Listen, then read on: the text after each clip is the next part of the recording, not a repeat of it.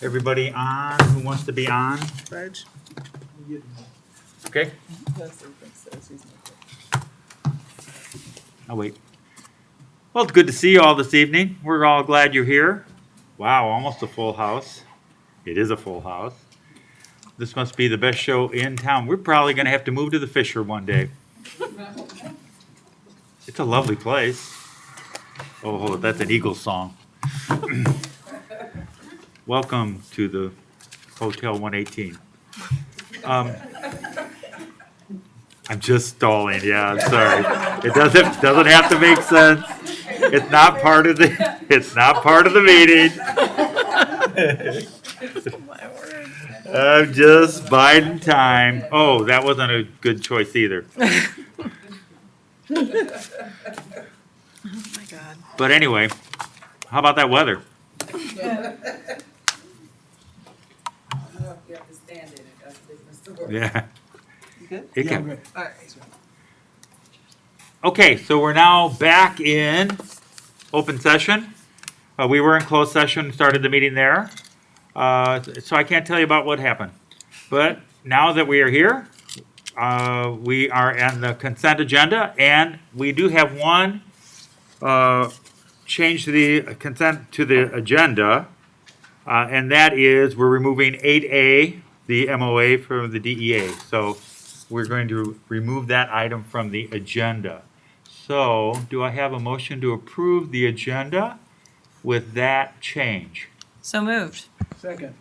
I have a motion and a second. Roll call vote, please. Pastor Miller, Yes. Mrs. Schrader, Yes. Mrs. Halloran, Yes. and Dr. Ashton. Yes, motion passes 4-0. We're down to the bare minimum here, so nothing happens to any of us. So that brings us to, should be public comments. Do we have any public comments? Claire Pascal.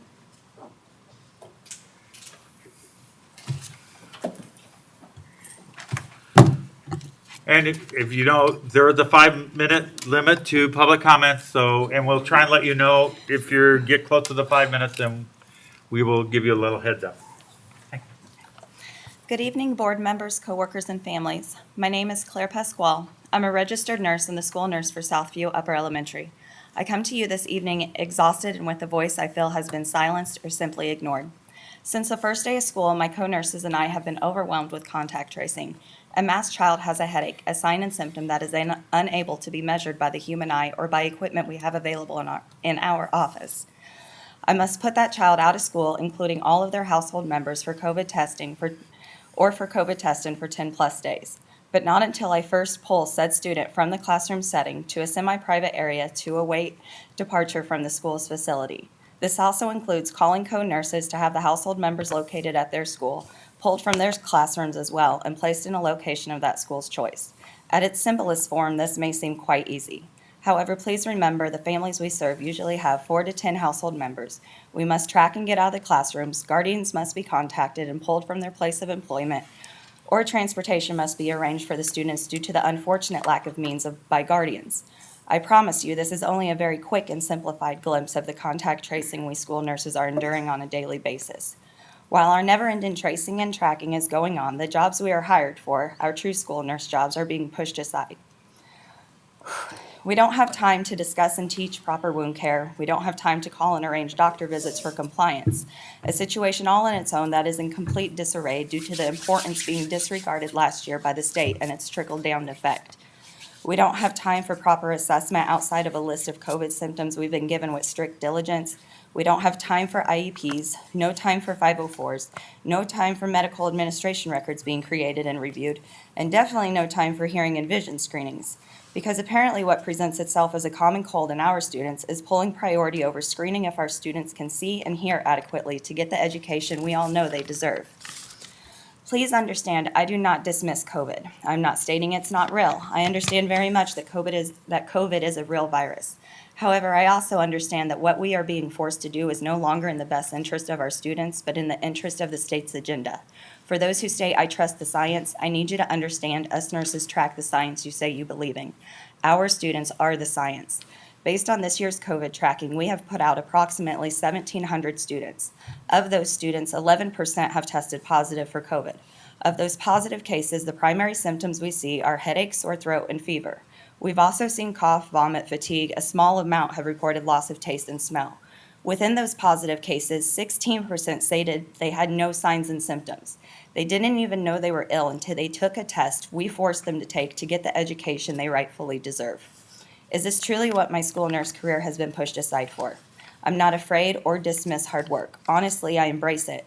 If I was working over and completing both jobs despite the fact I go home empty to my own children on a nightly basis, I would do all of this happily. However, for me to be working 10-hour days and not even to have a solid hour to do the job I was originally hired for, the job I hold a title to, it's becoming asinine and extremely unethical. Ethically, it makes me question what else should be reviewed. Maybe the weekly testing I must complete now despite the fact I'm perfectly healthy and well educated on signs and symptoms of illnesses. As we turn a blind eye to the vaccinated personnel showing up for work presenting symptoms and testing positive for COVID. This job is not getting easier. It's getting harder with more and more dictation based on the state's agenda and not on our children's education. Unfortunately, we are letting students down because not giving our children the time they truly need inside the walls of our schools is nothing more than a failure. I humbly request we treat ill students as simply that and nothing more. If they need testing to return to school, I understand. However, for asymptomatic siblings, I suggest they are allowed to stay in the classroom setting until they are identified as true exposures of COVID, not possible exposures. If this is not an option, perhaps hiring contact tracers is. I don't know how to make this right. I don't know how to fix this. All I know is this isn't working. I don't know if I can do this for an entire school year. Please know this is not a threat. It's me being completely transparent of what I'm capable of. We need a true resolution. I greatly respect each and every one of you. You guys are our leaders. None of this is an intent of disrespect. I may not always agree with you, but I always respect you. We have to do better for our schools, our staff, and most importantly for our students. Thank you.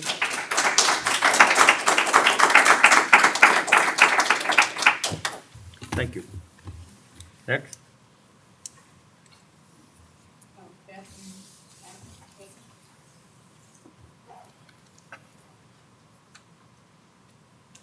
Thank you. Good evening, board members, Dr. Geddes, and our families and parents and teachers.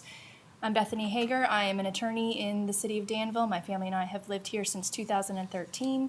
I work with Help Ministries Incorporated, which in Danville is Women's Care Clinic. We provide pregnancy medical services to moms and men and women making pregnancy decisions. And I have been honored to work with many segments of the community, both in my role with the Help Ministries and as an attorney in this city. Over the past 18 months, I've been able to help people navigate their challenges that have been presented by the COVID-19 pandemic.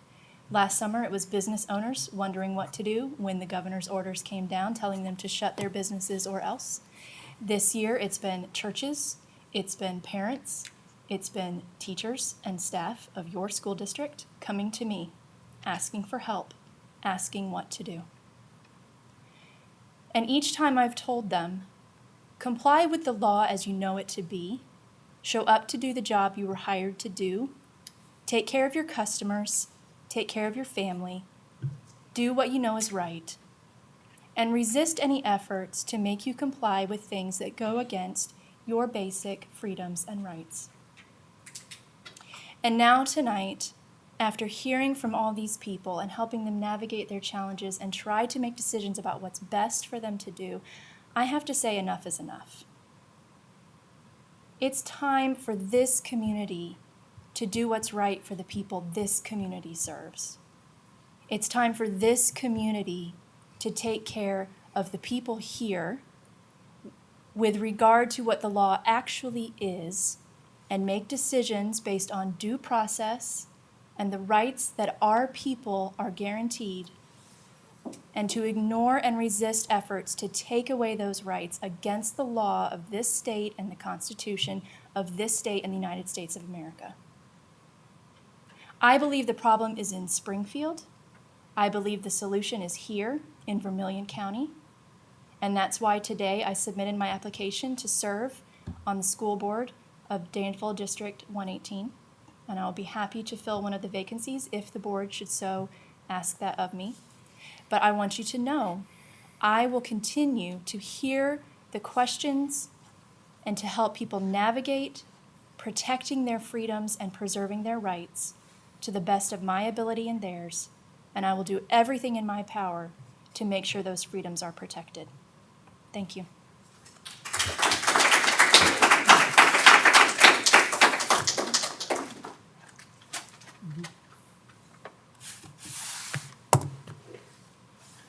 Next. That it? Thank you for your public comments. We appreciate that very much.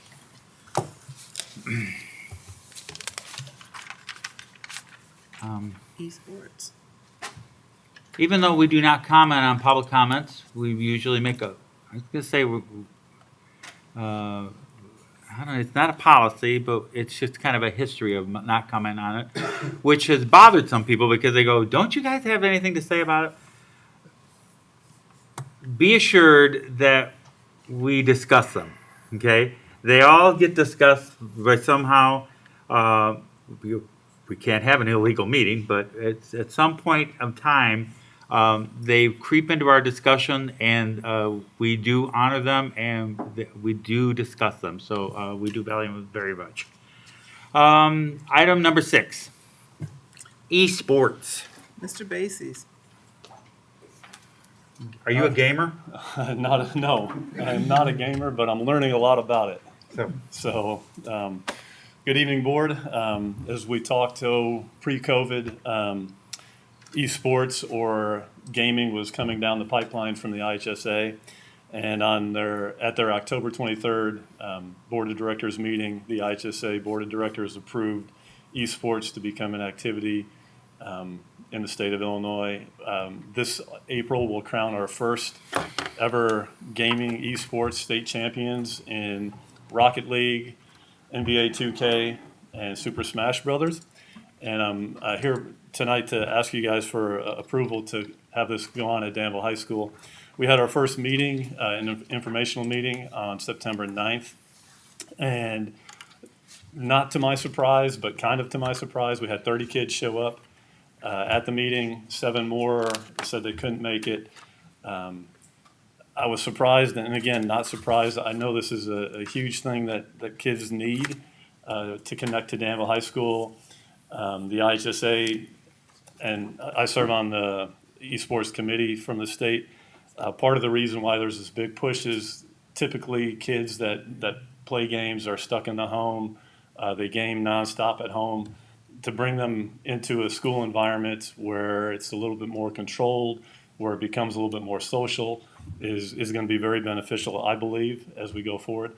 I've had great discussion with Ms. Cherry. I don't know if she's here today, but she's all in.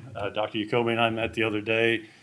She provided a lens that I wasn't thinking of eliminating barriers that might be there for our kids. And so she and I talked through that and worked through that. Mr. Womack at the high school is taking the lead on this. He's tied into the gaming community. He has a partnership already set up if we get the approval today with DAC.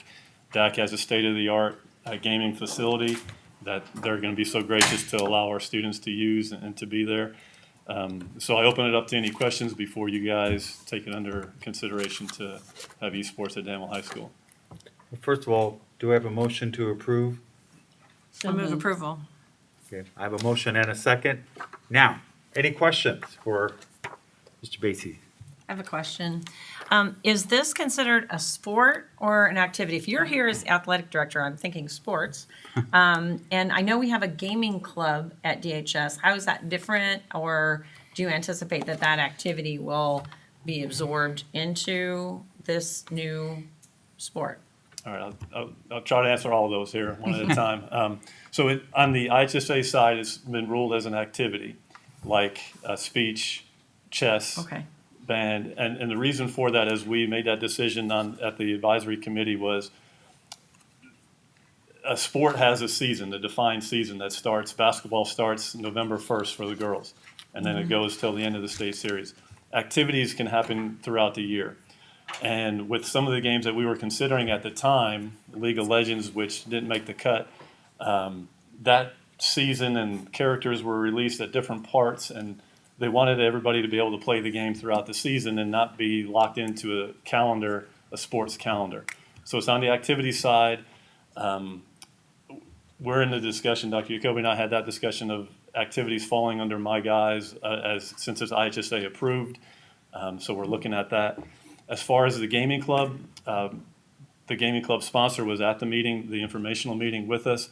And there's a little bit of a distinction in the difference between competitive esports and then the gaming club. And we're going to try to have them work together and separately at the same time. The gaming club plays board games, video games, any type of gaming, and we'd like to continue that because there's a need for kids that don't want to be locked into just these 3 games. And we want that club to continue and go as well as the competitive side of the esports. You answered them all. Okay, good. Thank you. So would the competitive side fall under IHSA eligibility rules? Correct. And that's another benefit of this. The kids will be checked with eligibility. They'll have another level of care from our staff. At the meeting, one of the kids asked, and it hit me as kind of a nice moment that he asked if he would letter in the sport. And that meant something to me because this kid would never get a letter possibly in another sport. And that connection to the high school and to being a lettered athlete was kind of neat to me. So the gaming side, however, game. is not necessarily tied to eligibility, but the competitive side Correct. is? Correct. Okay. Correct. So will you have eliminations in, basketball and football? How will you do that? I don't think there's going to be any cuts, so to say. So from the 37 kids that have shown interest to this point, it's going to have to be narrowed down to the top 8 without getting too technical here. For League of Legends, it'll be a group of 3 will play that game. For NBA 2K, 2 athletes or 2 students will participate in that one at the state series. And then for Super Smash, it'll be 3 more. So we'll have 8 that make it to the sectional meet. So all the other kids that aren't in the top 8 will still compete, and they'll inside of the gaming club or the esports club, they'll figure out who's going to be the top 8 that go off to the sectional competition. Throughout the regular season, there's not the limit of 8. When they meet with another school, they'll have a number of kids playing. So we can have as many kids that want to play? We can have as many kids as want to play, as we have equipment for. Okay. Yep, and that's the goal. I honestly believe it'll grow into the 70s. I think we'll have at least 70 kids come out for this. The state, when we, at the advisory committee for the sectional, we're trying to figure out how many schools are going to have a team, and we underestimated it by a lot. And so we're revamping the sectional look. We might have to add a regional to get to the sectional, another round of the state series, because more and more schools are, once it was approved by the IHSA, are jumping on board. And so I think it's just going to continue to grow in the state. I really do. Do you expect to travel to, the students will travel, or will you have online competitions? A little bit of both, I believe. I think this year we'll probably focus a little bit more on the online version of it until the sectional comes around, and then you'll have to travel for the sectional. There are competitions set up throughout the state already. I'm just not sure we're ready to get our kids out there just yet. But if they are, then we'll be glad to send them. I think this is awesome, obviously. So I'm in huge favor of this. Because I'm a little surprised, I think we're a little behind the curve. I would have thought that this would be something, my kids were gamers, 15, 20 years ago. They would have loved to. So that's why I'm going. I'm glad to see this. I'm glad to see this incorporated into school. And you're right. I think you touched upon everything when you said, let's bring it to school. Let's get the social aspect of it. I think it's a win-win-win-win-win. And I can't wait to see this, and I agree with you. I think it'll grow once the word gets out, and it's a little bit successful. The other kids hear about it, and they go, yeah, I want a piece of that too. So we'll see how that grows. So And we had, at the first meeting, we had a very nice, diverse group. It was Yeah. really nice to see the different representation. so I hope we pass it. I So, do too. roll call vote, please. Oh, I'm sorry. Oh, Boys and girls? Correct, yeah, Okay. open for anyone. That's all. Yep. it's an equality. Thank you for Yeah. your leadership at the state level in this. This is great. Glad to do it. I wanted to get involved at the state level, and they were kind enough to have me. And not being a gamer, I wanted, because I knew this was hopefully right for our kids. And to Dr. Ashton's point, and I'm trying to get it sitting down here, but the IHSA Board of Directors meeting that they were supposed to approve it on was the one right after COVID had hit. So if we would have been a month before, Yeah. it would have been up and running pre-COVID, so. Gee, go figure. Yeah, right? Yeah, like something happened in the last year. Roll call vote, please. Mrs. Halloran? Yes. Mrs. Schrader? Yes. Pastor Miller? Yes. Dr. Ashton? Yes, motion passes 4-0 gladly. Thank you very much. It brings us to item number 7. Press policy 106. Fascinating. So we are actually behind due to COVID in approving our press policies. This is 106. I think they're on 108 now. So I've submitted, thank you, Lakeisha, for going through and highlighting the differences. We provided you with both versions so that you can see the information that press provides when they tell you their thoughts behind these policies. Yeah, lots of little changes based on the law. I am grateful that they have separated the issue of fiduciary accounts and student activity accounts, and they're acknowledging that student activity accounts are ripe for mismanagement because they're outside of our regular purview of control.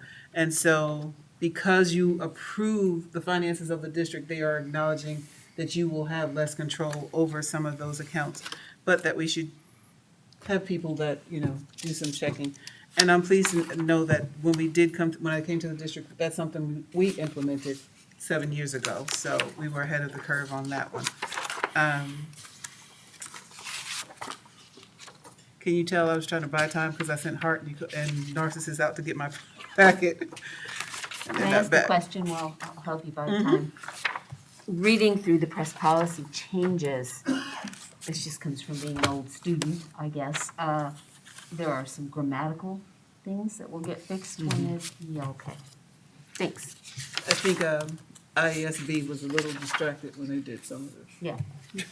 Thank you. But we are a year and a half behind. And this is a first reading. Yeah.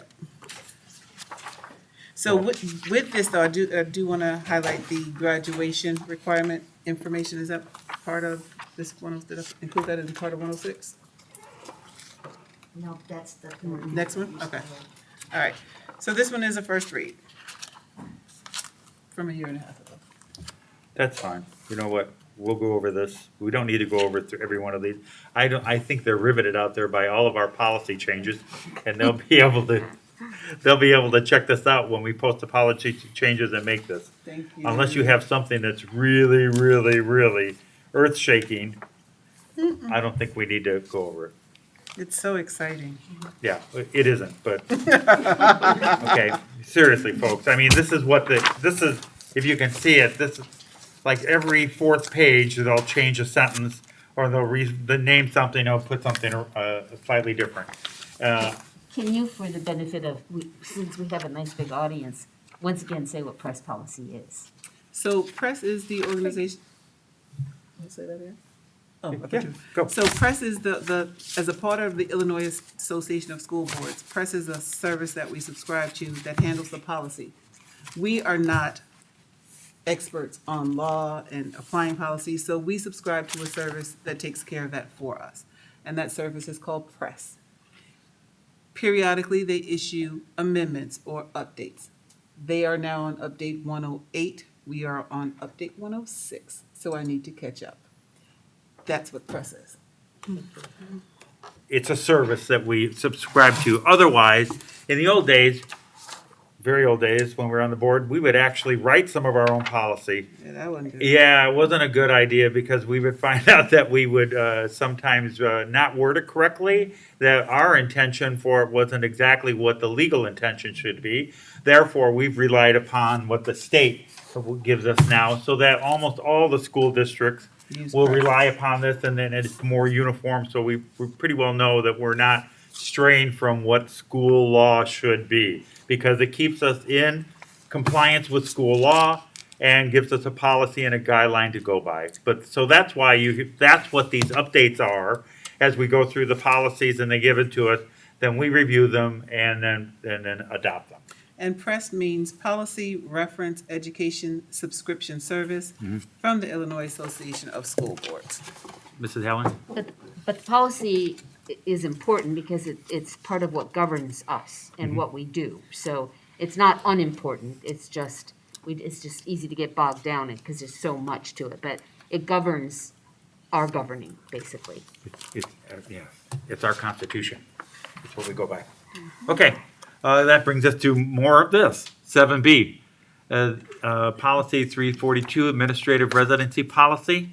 Another first reading. What is this? Ms. Schrader, would you like to speak on that one? Yes, although I just lost my computer here. We last year changed our superintendent's residency policy so that we changed it to the superintendent not needing to live within the district. And we, as a board, have decided that we want the superintendent to have to live within the district. So we're wanting to reinstate that press policy, and that's what this is. Okay, so the policy is that the superintendent reside in the district. Yes. Okay, it's first reading, there will be no action on this, but just to bring it forward to us, and then we will have discussion on this and vote on this at the next meeting. Any comments that anyone would like to make this evening? Good. 7C, recommendation to suspend additional local graduation requirements for another first reading, bringing it to us, and this is, Dr. Jacoby. Dr. Jacoby will explain this to us in perfect, clear detail. Absolutely. Good evening, board, members of the audience. Last year, October 7th to be exact, 2020, the board adopted the Pandemic Preparedness Management and Recovery Policy. In that policy, the state asked the board to utilize considerations for any suspensions or changes to local graduation requirements. And again, when I say local, I do not mean state mandated graduation requirements. District 118 has their own particular flavor to graduation that they have added to the state requirements. For example, not all districts mandate everybody has to have PE to graduate. The state says everybody has to take PE, but District 118 says you can't graduate unless you have PE and you have 4 years of PE. That's just one example. Another one we do is 11 and a half elective credits to graduate. Elective credits. Other districts don't require 11 and a half elective credits to graduate. So every district is a little different with their local requirements. Because we have been in a pandemic and we recognize there is learning loss and we recognize that our students, particularly some of our students, really may have struggled last year in the remote environment in just the pandemic with changes. One of the recommendations we're making is that we suspend just for a period of 3 years. We know that coming back from the pandemic is not going to be an overnight thing. It won't be a year thing. We will have to work intensively with our students to get re-socialized, refocused, back on track. What we are asking is that we suspend some of our local requirements. The one specifically is the PE requirement for graduation. Kids will still be enrolled in PE per the state code, but they won't be held back from graduating if they don't pass. Suspending the 11 and a half elective credit requirement. State board only requires one elective. Our kids take more than one elective just by default. Suspend the 7-semester enrollment expectation for graduation. We have kids that are ready to go by their senior year because they take summer school and they take other classes. But we have a 7-semester expectation, and what we want to do is try to get them rolling more quickly into DAC classes or college courses that they can take. And also suspend the science and social studies requirement of 1 extra semester. Again, this is not about anything but looking at our students, looking at the pandemic itself. It is a suspension. It is not an eradication. It allows us to really work with our students with the credits that they need. Definitely work with students who may be credit deficient. Increase our graduation rate as far as being successful, because there is nothing more. It's tough for a 16-year-old who's already behind to say, oh, and by the way, you still have to do this, this, this, and this, when this, and this can be so overwhelming. It becomes overwhelming. So what we want to do is, again, just during this pandemic time, provide that intervention, get our students up to speed, and suspend some of just our local requirements. That's the recommendation. This is just a first blush. Think about it. We'll come back to you at our next board meeting for your answers, but I'll be happy to answer any questions you have right now. I would just like to point out that when the board approved increasing graduation requirements some time ago, and that all those didn't happen at the same time. But when we approved increasing graduation requirements, it was in response to the community employers saying that they wanted a higher quality student coming out of our schools. So the attempt was to raise the bar so that our kids were better qualified to go into the workforce, better qualified to go into the college setting. I'm concerned. I understand why, and I understand everything's different in the pandemic. I understand that. But I am concerned that when we lower our standards, we lower the quality of education that our students get. I just want to go on record saying that. Doesn't mean that I'm going to say no to your request. That's just my concern. And that's why we're asking for suspension. We're not asking for eradication. Dr. Jacoby, one of the things that I'm also aware of that bears upon this is the lack of teachers. I know, for example, in the science department, there are 10 and a half teachers there usually, and we're down to 6. So many of those 1 semester science classes aren't even able to be offered this year. So those students don't really have very many options to get that extra semester of science. Am I accurate in that? And I apologize, I should have brought that up. Another consideration that the board, and again, thank you for bringing it up. Our electives, we have so many courses in the core, we will not be able to continue to offer them because of staffing issues. So even if we say I want 11 and a half electives, I may not have the courses and the teachers to provide that opportunity for students to get that. 2 science and social studies. Science, we are definitely deficit in the amount of courses we're offering and the amount of teachers that we've had. We just don't have the science teachers we had before.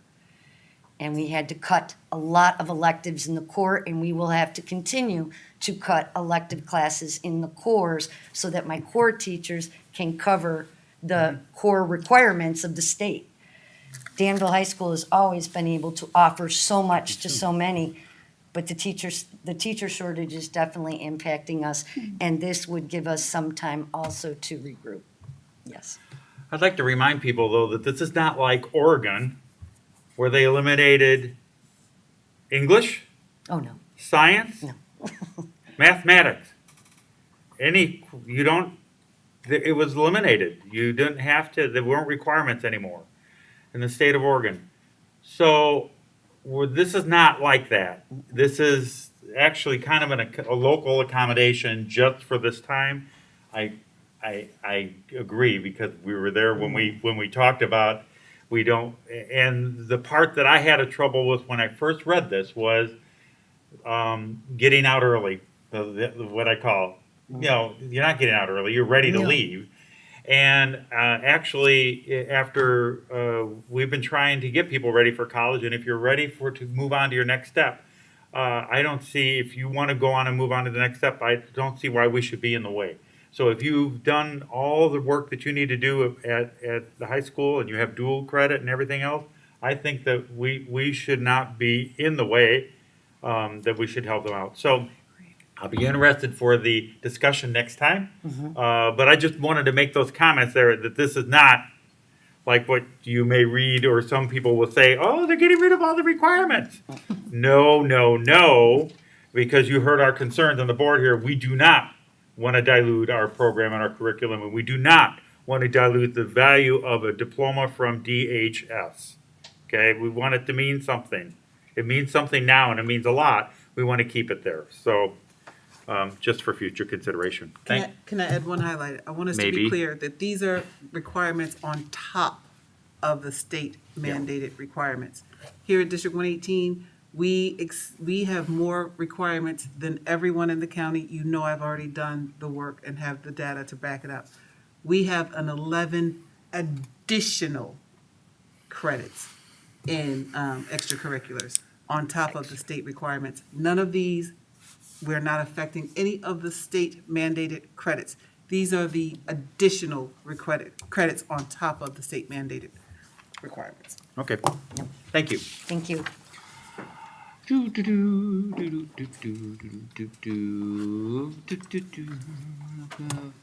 Human resources. Good evening, Board. Dr. Geddes. Kim Pabst here, Director of Human Resources.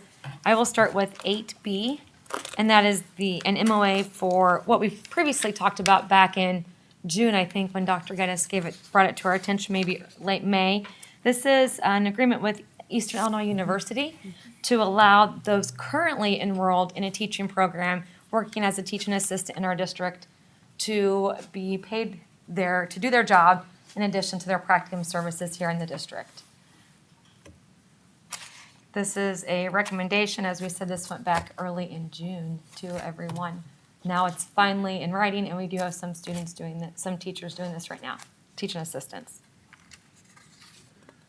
So you would like us to approve this? Yes, I would definitely like you to approve I would this. love to have a motion for its approval. Thank you, I move with approval. They're arguing with each other to do it. because we're excited. So. How many TAs do we have currently enrolled in? Currently, approximately 8. Excellent. And they're It's far, exciting. far out from being certified, finishing. Last year, the majority of them in their last year. They're in their last year, so we could This year to potentially next year, have they're finished. 8 new certified staff next year. Yes, we have the promissory note ready to sign, ready for them to Yeah. go. Can we fast track them? Can we move that up? Maybe we can get some, 7 semesters. yeah, some no. requirements dropped there. That won't happen. I'm only kidding, please. Any other questions or comments? Seeing none, roll call vote, please. Mrs. Schrader? Yes. Pastor Miller? Yes. Mrs. Holler? Yes. Dr. Ashley? Yes, motion passes 4-0. That brings us to 8C. 8C is for future teaching assistants going back to school to receive their teaching degree. And I know a lot of people within the district will be waiting for an email from me tomorrow if this is approved. This would allow them to go through the cohort through Champaign or through Danville between now and 2023 to complete their teaching certificate while they're a TA in our district. And we Would have you- a big interest in this. They've been emailing since June. They're ready. I would love to hear a motion. So moved. Thank you. Second. And a second, thank you very much. How many are we talking about? Oh goodness, Just I ballpark. probably have at least 12 people that have emailed me and said, what's going on, or is this something we can look into? A couple people that have already started through the Champaign cohort. Even if they're in the Champaign cohort, they are actually obligated to Danville. Correct. It's still through us. It's still a promissory note with us. We're paying for it. They're working for us. Okay. They're just It's just educating theirs with is in them. motion now. So if they're ready to go, they could start there where Danville's will be in motion next year. So Eastern does a set of 3 cohorts. The first one is Champaign, the second is Danville, and I forgot who the third is. We will be in our rotation, so they'll be back here in District 118, 2023. Yep, next year. Yep. 22, 23. Yep. FY '23. So it's just that some of them have already started that second round cohort, and we want to make sure we capture those, and then we'll have another group FY '23. Awesome. So let's see if we can approve this. Roll call vote, please. Mrs. Schrader? Yes. Mrs. Holler? Yes. Pastor Miller, Yes. Dr. Ashton. Yes, motion passes 4-0. We did. Yay. Awesome. Well, Thank you will you. respond to staff tomorrow afternoon, hopefully. The next one I have is 8D, and this is a recommendation to work with our certified teaching assistants, so teaching assistants who have the qualifications to sub as a classroom teacher, to pay them the substitute classroom teacher rate when they are subbing. We have a lot of TAs who are qualified to sub as a teacher who are doing that for us every day because we have certified teachers out. So we would like to compensate them for that service. So moved. Second.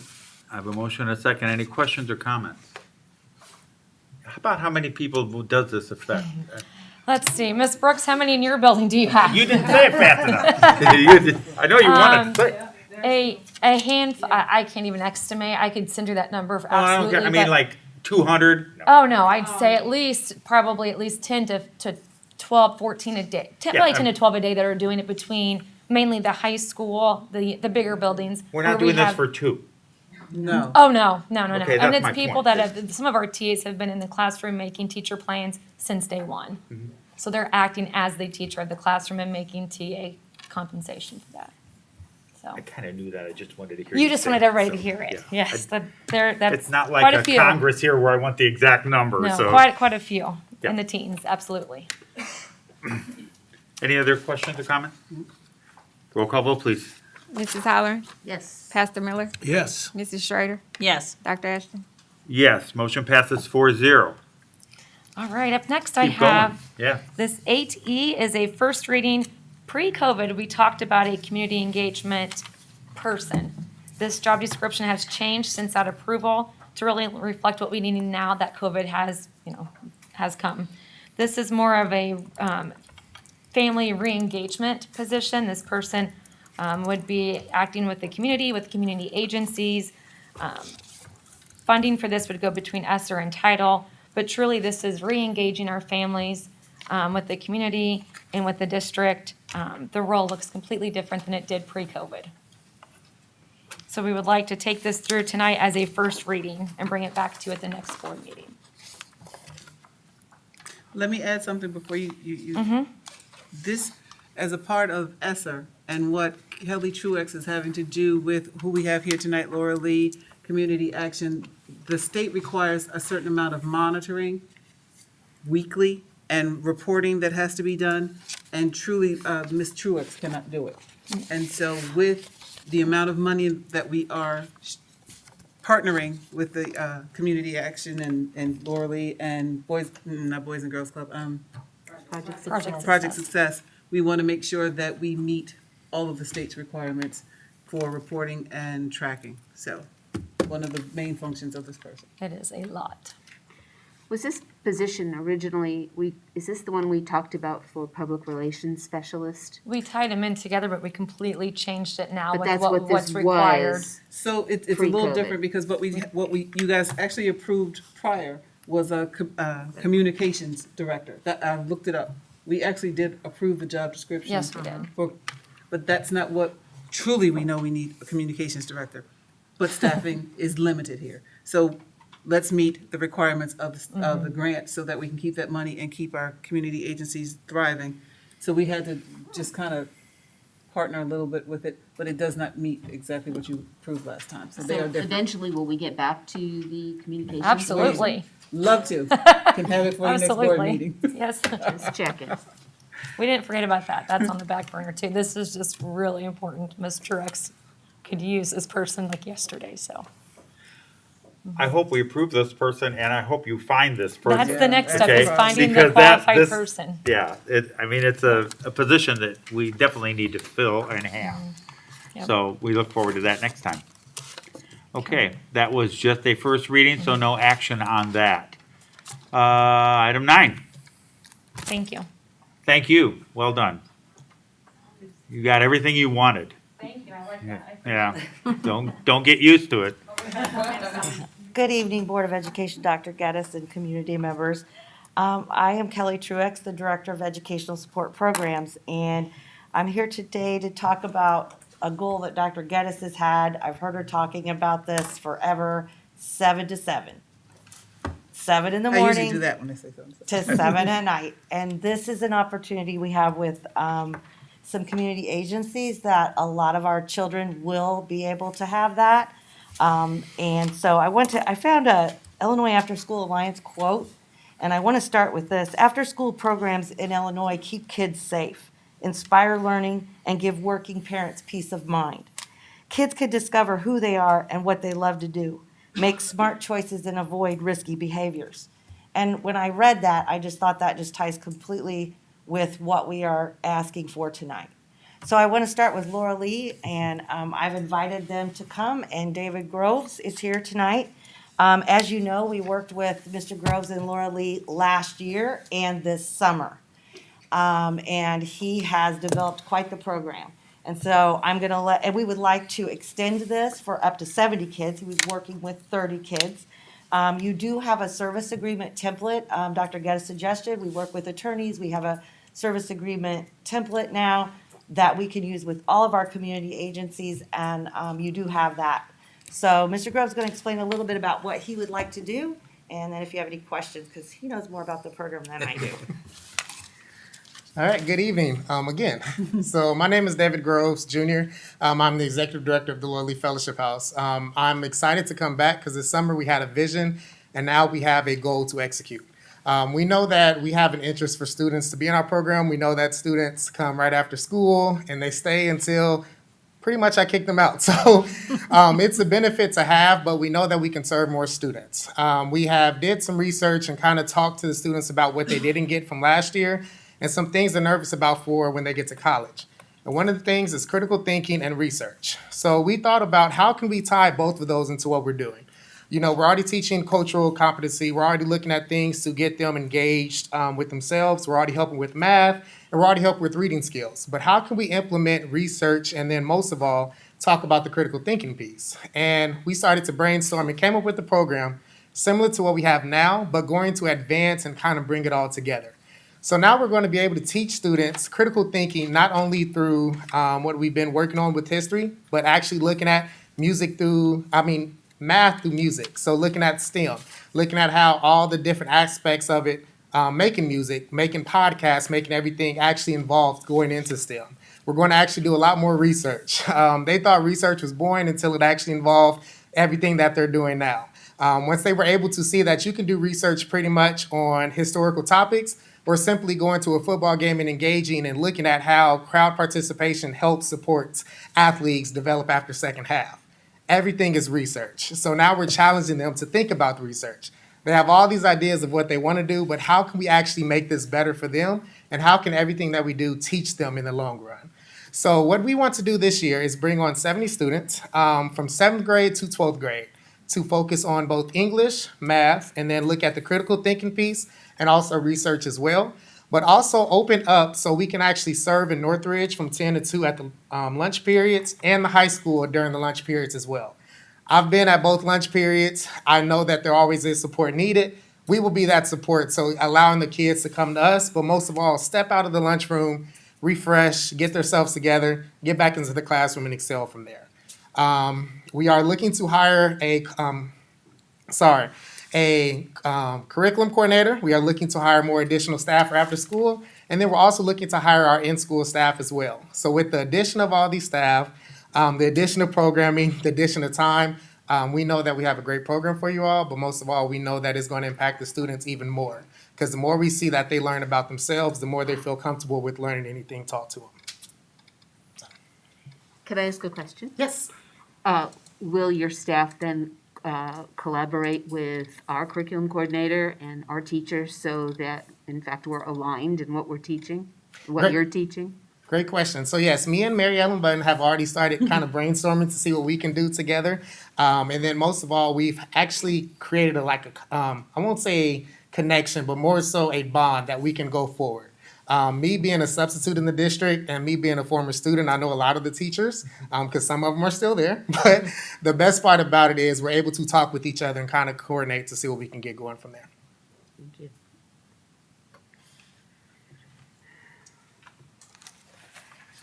I just came back from the Illinois Association of Title Directors Conference, and I will say that we talked a lot about ESSER funds. And that is, after-school programs are something that they are really stressing, that we use our money for. So I felt good about that, and I think that what Mr. Groves is offering, obviously the kids were here, and you saw that their reaction and how excited they were when he was working with them before. So it is our recommendation that we approve that service agreement. Okay. Well, we would love to have a recommendation to approve that. I move we approve it. Thank you. I have a second? Oh, someone second this. I'll second it. Pastor Miller can't. That's one reason. He's gonna abstain. Pastor, okay, thanks. Any questions or comments? I have a comment. Awesome, okay? If the program is as good as your presentation, okay, we're in good hands. Really, because it sounds terrific, sounds great. We just hope that that is what it is and that you are successful and we will all be winners, okay? So we appreciate that. So let's hope, I hope for everybody's success. Any other comments?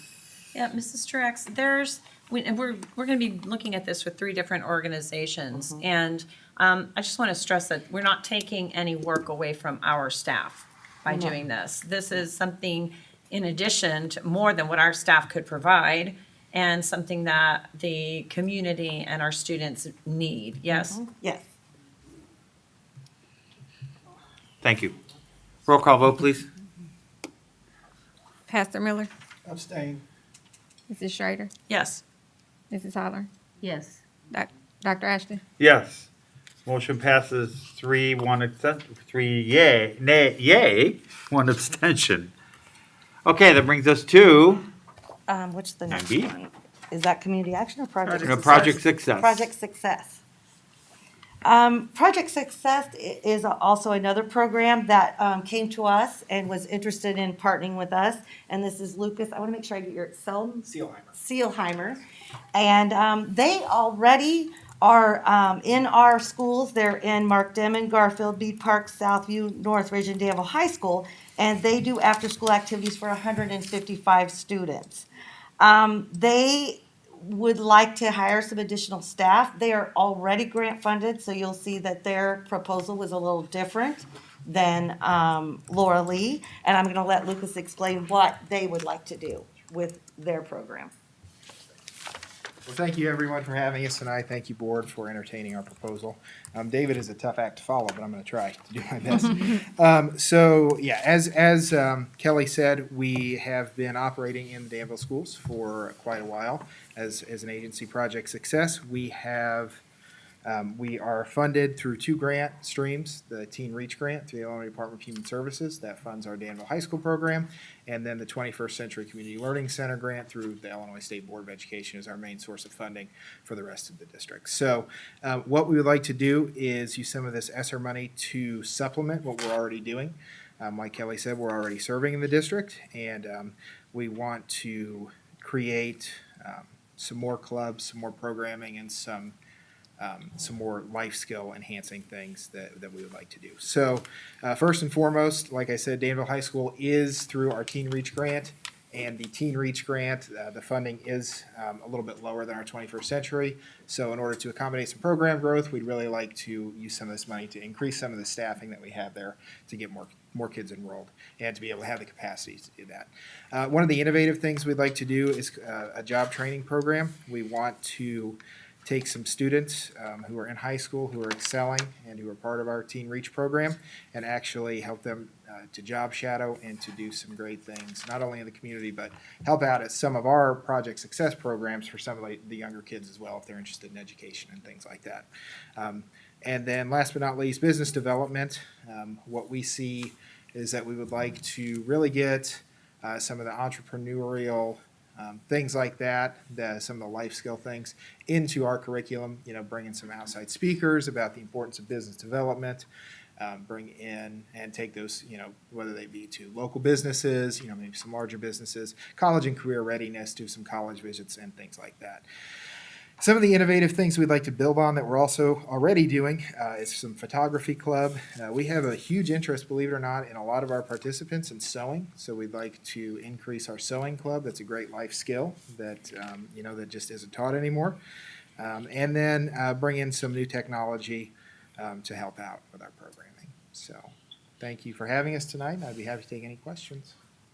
And I would say you were also, correct me if I'm wrong, wanting to expand the number of kids Yes, as well. yes, we would be able to increase our enrollment as well. And you offer the positions to our teachers a lot, right? Certified teachers to help. Absolutely. About 90% of Project Success hourly after-school staff is already district employees. So So that answers Ms.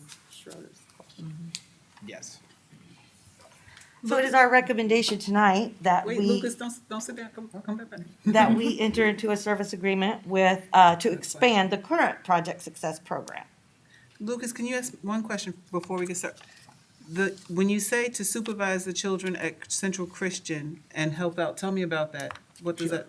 So what we were hoping to do is that if we have any, advanced high school students who are interested maybe in education or, early child care development, that they come work with our staff that is currently there. They won't be, in any capacity where we say, okay, you kids are in charge. But just to help, job shadow and learn some of our programming and things that we do after school already. I wholeheartedly support them going into education. Is there anything else, any other type of job training that you're That's what considering? we just focused on that internally, just for the to focus on the education portion. We're open to any ideas. Luckily, being a larger agency across the county, we have some ability to to do some job placement and job training with some of the employers in town, which we'd love to do that. Gotcha. Thank you. I would entertain a motion. Move to approve. Second. Thank you. I have a motion and a second. Any other questions or comments? Seeing none, roll call vote, please. Dr. Miller, Yes. Mrs. Schrader, Yes. Mrs. Howard, Yes. Dr. Wynn. Yes, motion passes 4-0. Thank you. And I just have one last one. Community Action is here. Ms. Odette Watson is here, and she would like to discuss with you possibly amending. Obviously, we have a new service agreement template, so we would like to use this template. And she would like to amend her service agreement with us for this 21-22 school year. And she's going to tell you a little bit about the programs that they are doing with our students and what they would like to do to expand that. Yes, please. Good evening, school board members. Good evening, Dr. Geddes. Good evening, District 118 parents and visitors. My name is Odette Hyatt Watson, and I am the Chief Executive Officer of East Central Illinois Community Action Agency. What I have given you is a reason for my amended request. What you have in front of you is a logic model behind a detailed budget, and then our annual report so that you can see that we definitely have a history in working with at-risk youth and getting results. If I could please have you look at our annual report from last year, you will see on page 9 that through our Education Talent Search program, we had, even though we had COVID and limited enrollment, we enrolled and served 622 students through the Education Talent Search program, and that 100% of our seniors that we worked with entered into post-secondary institutions. On the right, you can see 62 of our seniors entered DAC, and 48 of our seniors entered a four-year university. We also did a sampling of our students that we've worked with from 2015. 56 of those students now have their bachelor's degree. So we have a program with experience in working with high volume number of students. We have experience in tracking pre and post scores. We have experience in tracking how they are flaring even years after they leave our services. We keep in touch with our students through a clearinghouse. So we've amended our contract, and I've given you a logic model that talks about the success and how we plan on what resources we're going to use, the activities that we plan on delivering, the outputs, the outcomes, and the impact that we expect after youth are within our services. We are nuts and bolts. We believe in definitely getting the deep understanding and the basics in math, basics in reading and comprehension, because quite often, students, those are those areas that they sometimes just are incredibly uncomfortable. So we are developing a program, after-school program, Monday through Friday, between the hours of 2:30 and 6 p.m. Our goal is to serve 300 students. The initial proposal that we submitted, we wanted to do twice that amount. But when we began to talk about it, we reduced the amount of students and also reduced the amount that we would charge. However, you can see from the second page, which is a detailed budget, you can see that what I projected was not enough to actually fund what we need as far as hiring math tutors, having a full-time program coordinator that will look at data, do assessments, and we look at continuous improvements, give monthly reports, and then have an incentive for the youth that has the highest monthly attendance. But we do not provide the frills. We provide the excitement for understanding math and how math works in the world. We provide the excitement and the security of being able to read and comprehend what you read and think critically based on what you have read. So I ask that you consider my proposal, and if you have any questions, I am more than happy to answer. And I would like to state, with all of these programs, I love what you said about looking at the data, because those are things that we are going to be required to provide. I learned that at the conference. It's going to be very, very detailed on what we are expected to provide the state regarding the money that we spend with ESSER. We are going to need to provide all of that on our community agencies. So that's a little plug for the community engagement specialist too. Okay, so as you can see on page 9, we have data to show progress. And if you also look at pages 10 through 11, you can see we have school-ready outcomes for a large population of children. We do believe in looking at data and moving according to the data. We meet weekly to do continuous improvement and to definitely get the feedback to the students and to the parents. So we ask that you consider our proposal to hire a full-time program coordinator and 4 tutors. Truly, I would like to have more tutors, because I know that when kids begin to feel more confident in learning and more focused, we'll get more. And I would like to increase the amount of tutors. Also, just do the best that we can do in making sure our children are ready for progression. Thank you. So it is our recommendation that we enter into agreement with Community Action as one of our agencies to provide after-school programs, comprehensive programs for our students. Move approval. Second. I have a motion and a second. Any questions or comments? I have to ask this question, Ms. Odette. Yes. Your educational talent search program enrolled 662 students Yes. during the pandemic. Yes, ma'am. What was your secret?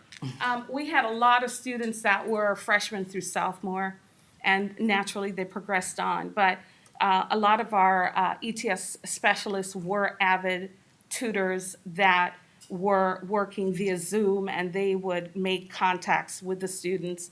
And then we also did a collaboration with Laura Lee Fellowship House and provided some backup services there also. So the students, we also were able to get them during the summer months. But that is one of our lowest attendance enrollment and it was because of COVID. Normally, we are definitely serving a lot more students throughout the academic year. I commend your outreach. That's Thank you. wonderful. How many employees do you have? At this moment, we have 16 employees in 3 counties. Pretty impressive. Okay, any other questions or comments? If say none, roll call vote, please. Mrs. Holler, Yes. Mrs. Schrader, Yes. Pastor Miller, I abstain again, I'm on the board for community Dr. action. Ashley.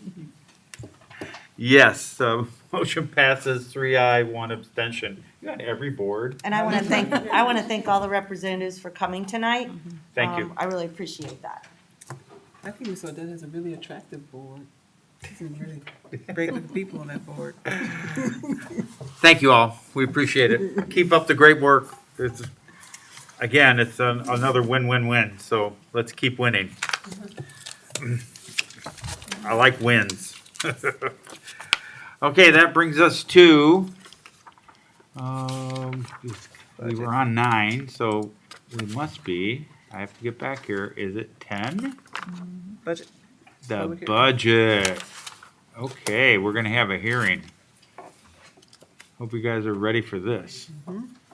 Because I have to enlarge it. There we go. We will now open the public hearing regarding the Danville. I have a window on top of it. School District 118 budget for 21-22 year. Are there any questions or comments on this budget?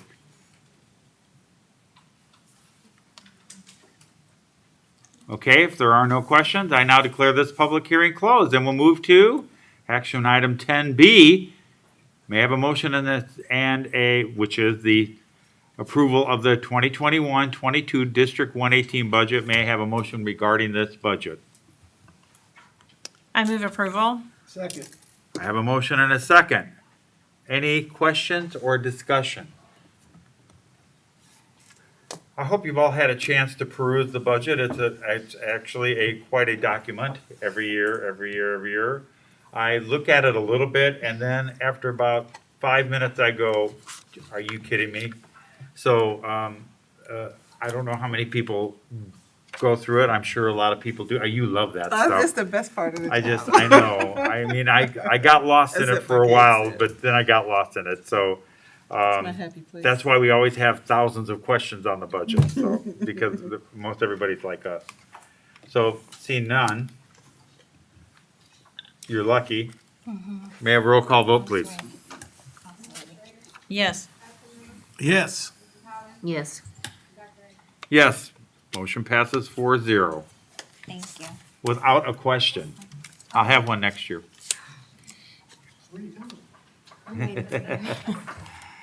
That brings us to 10C, property acquisition. Good evening, Board of Our favorite Education. thing to do, actually. This is our favorite. I know. Good evening, Board of Education. Dr. Geddes. I'm Seth Oldfield with Buildings and Grounds. I've been deputized into Business and Finance tonight to talk about a property acquisition. So I'm here to propose and recommend the acquisition of a parcel of real estate located at 1011 North Jackson Street. The purchase price would be $10,000 plus attorney fees and closing costs. This property is adjacent to the DHS practice field. It's right next to the fence there. The house that's currently on the property is in extremely poor condition, so it'd have to be demolished and hauled away. The estimated costs for demolition and haul away is between $10,000 and $15,000. I recommend this acquisition to improve security around the campus as abandoned properties invite unwanted or undesirable activities. Well, may I have a motion on this so we can discuss this? So moved. Second. And I have a motion and a second. Any questions or comments? So our total cost is 20 to 25,000? That is for correct. Purchase and demolition. Yes. Wow, it seems as if demolition is going up. Because it used to be like a $5,000 or $6,000 item. Yeah. And now it's much more. The dump fees is the most expensive part of it. Can we resell the debris or anything? Have you looked at it? Yeah. There's gotta be something. I'm looking at the picture of it right now. I do, on a serious note, it is part of our, like, semi-strategic plan for the track area that we have been undergoing ever since we were started on the board. There was no track when I started on the board. That was one of the first things we did was build the track, which was an argument then. But since that time, we've been trying to acquire the properties around it, kind of passively as they become available, to improve the area, which I have to commend Buildings and Grounds and all those involved and board members through the years that have kept their eyes on these properties. And you can see that the area has slowly but surely, it's become, we're acquiring the land around it to in the adjacent areas. So I think it's been helpful, and I think we should continue with the policy. White stop, we're pretty close to the end here, so it's very good. Any other questions or? Okay, roll call vote, please. Mrs. Schrader? Yes. Mrs. Howland? Yes. Pastor Miller? Yes. Dr. Ashton? Yes, motion passes 4-0. Thank you. Thank you. Thank you. That brings us to, oh no, informational items and well, let's do informational items because that's 11, and then you can do superintendent and board So comments. this evening, I am going to share with you the highlight that will affect us greatly, as we have received the revised guidance from the Illinois State Board of Education yesterday, supporting the full return to in-person learning for all student mandates. I'm going to specifically jump to 2 points. So I've sent this out to everyone in the district. I'm going to draw your attention to page 10. School personnel who are not fully vaccinated may be permitted to enter work at the school while they're awaiting their results. That's why we had the additional pause this week. It also says schools shall exclude from school premises and/or refuse admittance to the school premises school personnel acting in their school-based role who are not fully vaccinated unless they comply with the testing requirements. I have spoken with Dr. Matthias this afternoon and told him that while I understand here, Dr. Matthias is the Director of Education for the Illinois State Board of Education, and he said, please hear me and be clear. If on Monday, I have the anticipated 300 staff members who have not submitted their information, you have one of two options. You will cancel school, or you will use an emergency day, period. So, I want the parents to be informed. If in fact, on Tuesday, I am forced to call an emergency day or close school, it is because I have 300 staff members who have not complied with the mandate given to me, not District 118's mandate, the state mandate given to us. I am forced to exclude them from school, and I will do so. And we will have to close school. Want you to be aware. Do we want to close school? Absolutely not. Okay, that's the subtitle of the whole thing. We don't want to see this happen, okay? But these are the actions that have been put in place. Not as our decision and not putting this off on us, but I mean, this because we're between the proverbial rock and the hard place because of the state of Illinois. So if we don't comply, what would happen? There is no option for that. Because I thought, in my own mind, I had a plan, I was gonna work something out, that we could maybe do some things differently while we figured it out, and he said, no, you won't. What you will do is you will close your school. I said, okay. I wanted everyone to be aware. No, my point is, if we did close the school Oh. and we ignored them, and we said, I'm not gonna do what you say, Oh. what will they do to our district? We lose our recognition, and they did it quickly. They were not playing, which means we are not allowed to participate in any what is that? IHSA. IHSA sports, and all of our seniors their graduation diplomas will mean nothing. Funding? And they pulled the funding. And this isn't, again, anecdotally, when this all started, they would say that you had 60 days to comply. They didn't do that this time. Yes, it's not 60 days anymore. It is anecdotally Shannon 48 stuff. hours that we've seen districts lose their certification. So it's not an empty threat anymore, but, you know, be that as it may, like I said, we are between a rock and a hard place. And it's not like we don't understand. And I want us to be clear. I understand you have your own personal opinions about what Governor Pritzker has done. I understand. I hear you. However, I have a job to do, and I have to inform this Board of Education because they will become personally liable for their decisions. We understand. I wanted everyone to know up front what the consequences are and what the actions we will take on Tuesday. So to clarify, you mentioned 300 people. And what Dr. Geddes was talking about is there's a mandate that is not our mandate. We've just had to pick it up and go with it because it's been put on us from Governor Pritzker, who frankly I believe has way overreached his authority, but here we are still. That mandate is that our staff has to be either vaccinated or submit to at least weekly testing. And so we have until what day? Our staff has until what day to have? So they're due tomorrow. We will sit down and pull them Sunday night because I need time to develop the letters that match those people who haven't complied. I will take Monday morning. If you walk in and hand it to me, I will take it. So I'm trying to work with you. However, if I don't have the required information, there will be an exchange. And it will be that you are not allowed to come on the premises anymore per State Board of Education. So I'm trying to clarify because there may be folks that are hearing this for the first time from the public and going, what's going on? Oh, okay. We haven't, our staff members have until tomorrow to put their testing information into Skyward, which is our portal where we keep our student and staff information. And it's very upsetting.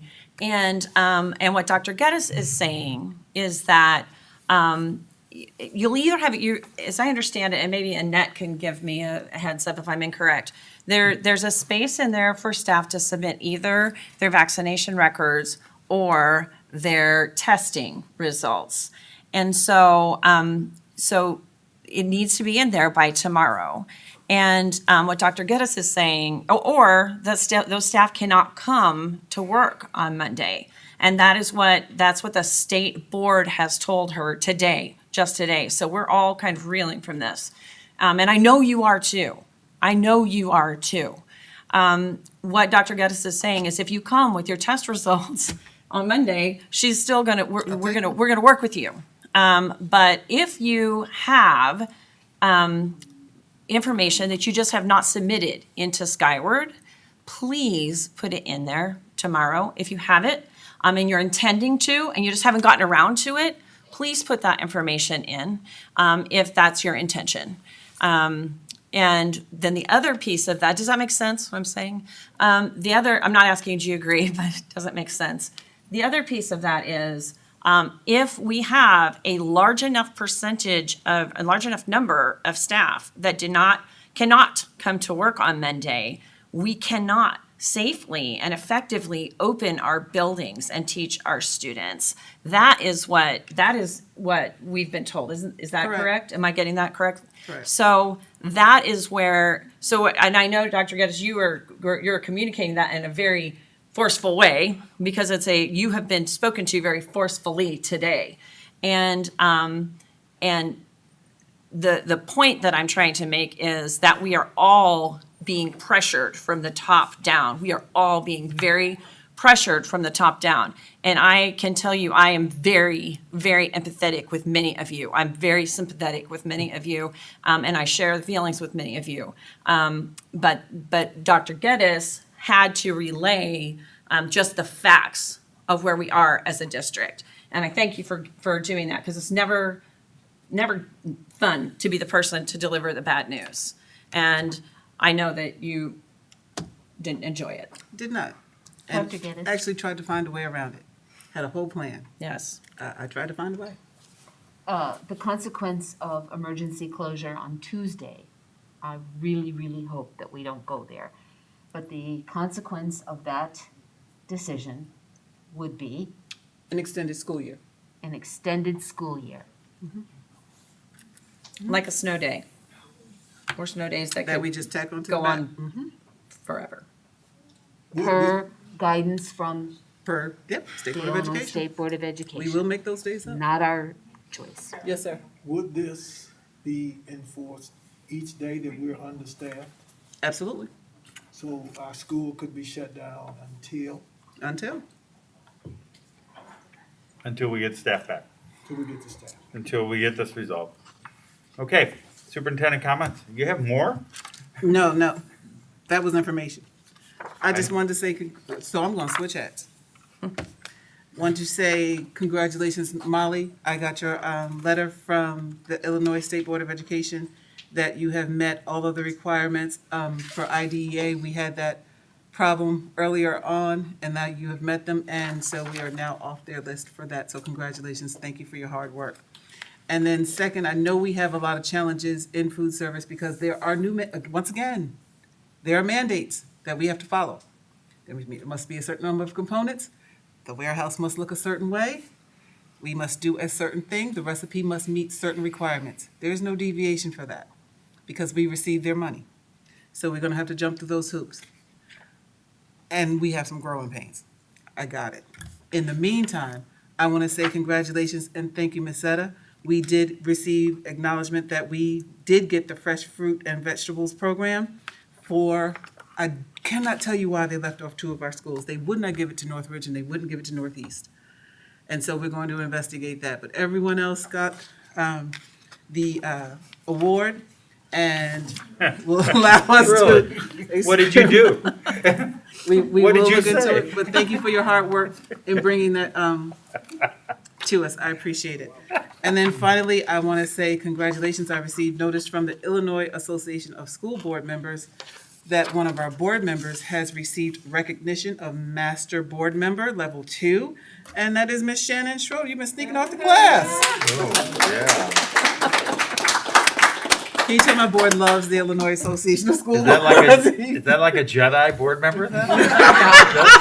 Wow. You already had it. Yeah. So congratulations, they sent me that information. Thank you. That's all I have for you. For comments, let's start left and go to the right. First, I want to thank the board tonight for approving the 3 after-school programs. Just really know this is going to help our students to continue to improve in their learning.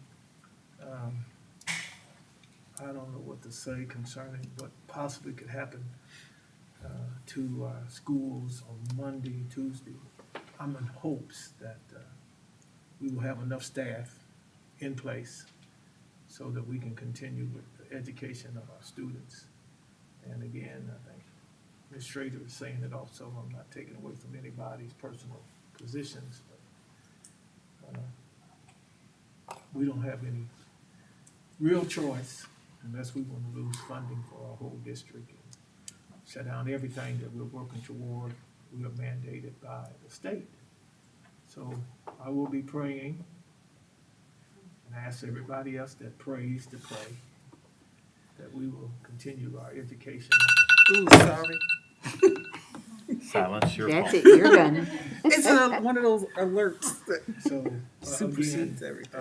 to everybody, Dr. Gatos and all the other administrators and teachers, that have really been challenged this school year with all of the, I know we all was hoping there wouldn't be this COVID threat, but we are again facing it, and some of it is even more severe than the first round.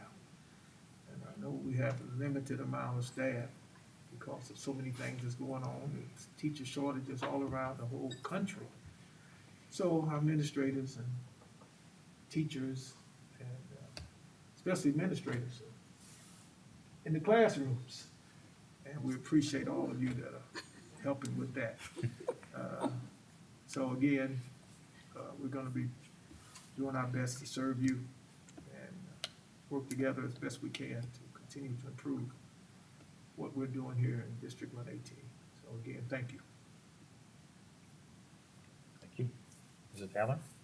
I think about the shirts that I see when I'm in the schools that say, "We are family."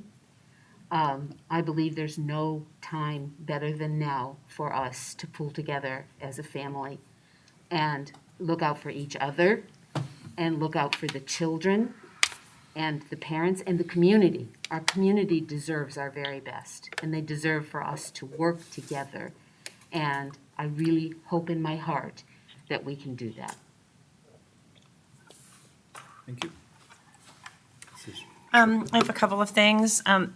A lot of you may have seen the name of the young man who's a graduate of Danville High School several years ago, Janali Day. He is one of our community.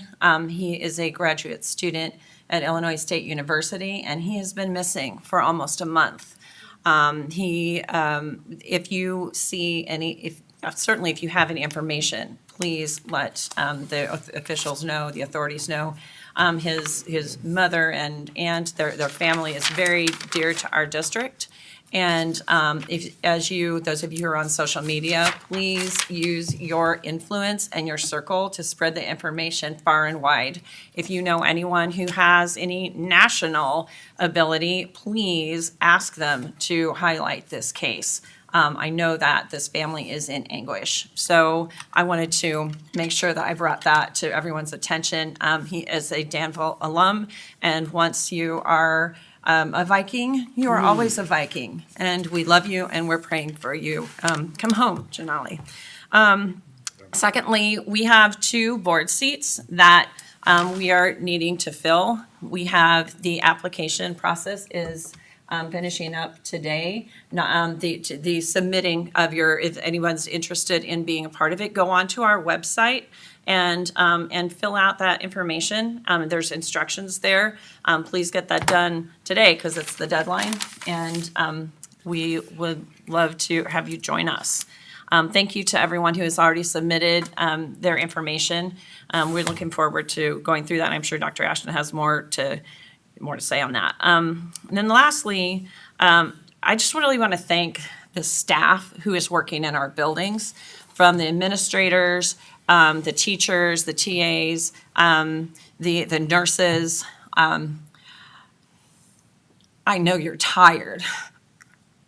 I know you are tired, and our parents are tired, and our students are tired, and this is a hard year, and we respect that everyone is really in the trenches, working so hard this year for the kids, and I want to say thank you. I want to say we see you, and I know and I appreciate you, and thank you, and just encourage everyone to have grace for each other, because nothing is going exactly as planned. No, we have administrators in classrooms. Nothing is going as exactly as planned. One thing that you can count on is that things will change. And so please continue to have grace for each other, and continue, as Ms. Holleran said, to pull together. And we really, really appreciate everything that you all are doing, and we value you. Thank you. Thank you. Here you, James. Thanks. Excellent comments of grace and patience with each other. Um, I'm sorry for everybody that we all have to go through this and that we're in a pandemic and we're still in it, and we all have endured up to this point, and we all have different opinions. And boy, you know what? We're all entitled to our opinions. So God bless you for that. But let's try to work together. And I thank you for all that we have gotten this far. To the point that our administrators are in the classroom. Yeah, everybody's doing what they can to get this done, and we won't belabor that point anymore. It's already been set up here, so thank you very much. I want to thank the people who have put in their applications. 13, is it up to right now? 13 have applied by now. Yes, Mr. Schrader, we will take for a little longer the application, not much. So if you're thinking and you're on the fence, or you have someone that wants to do it, or you know someone that'd be great, get to them right now, get their name in, get those who have applied. The application is very simple, very fast. It's easy to do. It's on their website. You can do it. Email it in. Boom, good to go. We will be going over. We already have started to look at them, but we will go over them. And the process is the board members will review them. Then we're going to decide how we will interview and whom we will interview. And in the next couple of weeks. So if you haven't heard anything this week, that doesn't mean anything. If you're an applicant, we are still working, going through the applications as we go forth. Our final decision will be made, as been promised, by November 10th. That's the last day. We will have the decision, I expect, way before that, because we have a lot of things we need those two board members to do, so we want to get them in our fold and going way before that if we possibly can. And we have so many other things to do too, that we want to get through this process of selecting our two board members. But I did want to take a moment while we were in public session to thank the 13 people who have done it, who stepped forward. It is encouraging that that's the number, and hopefully a few more. Let's get some more people to put in an application. So we look forward to talking to them. And again, thank you. And if you know someone, please encourage them. If there aren't any other comments, that will conclude our meeting, and we are adjourned. So thank you very much, and be safe.